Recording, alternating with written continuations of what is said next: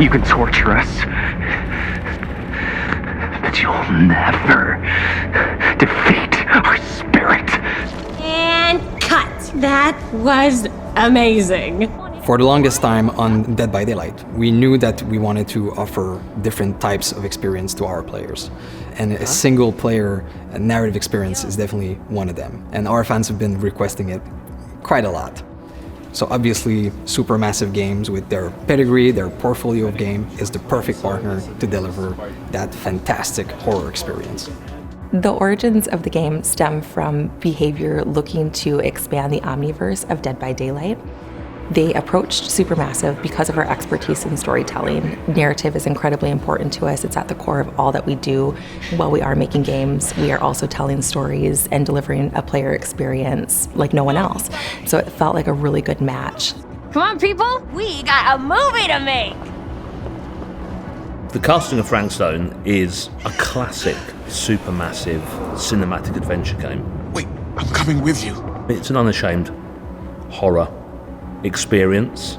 It's a story that we've been thinking around for quite a long time, and it really fits the Omniverse idea that underpins a lot of the Dead by Daylight lore, and so it kind of slipped together as a very natural fit.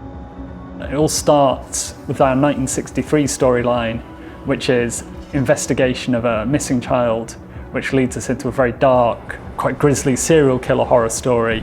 But as the story unfolds from there, things go in different directions, and we bring in a lot of different subgenres of horror. Think that belongs to the boy you're looking for? The main influences were always to try to be the mystic, something you could actually believe happens, something that you can understand, relate to. At the same time, part of it you don't understand, and it creates a mystery. We're always going back to the classic slasher horror movies and characters that we learn to love and hate at the same time. What?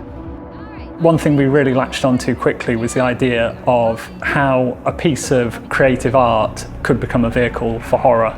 And in our case, that's a Super 8 film that's being made by a group of teenage characters on the site of an infamous serial killer's crimes. And that felt like a vehicle where we could bring in other influences of horror that we really like.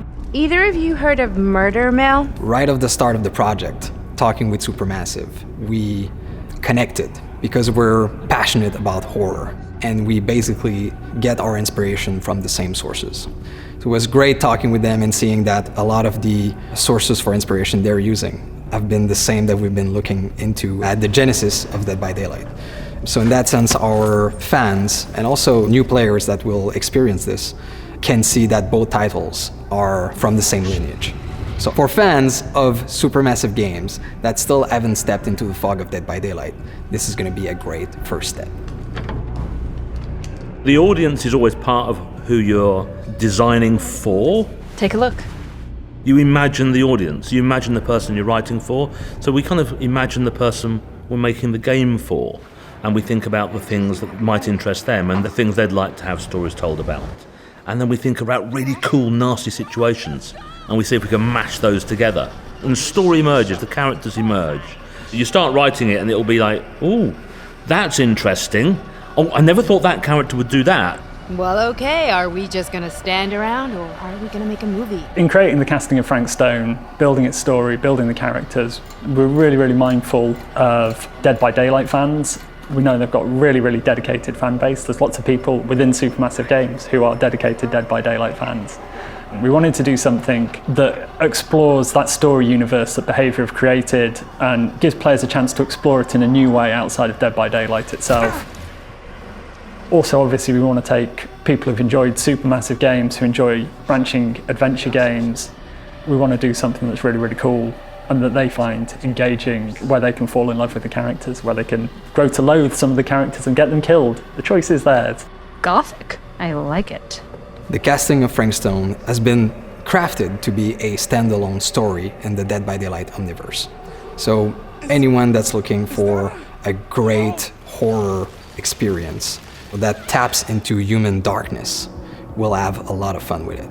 Of course, if you're a Dead by Daylight fan, and if you're lore savvy about Dead by Daylight, then there's going to be a lot of little secrets and surprises for you. I'm glad to see you're all having fun.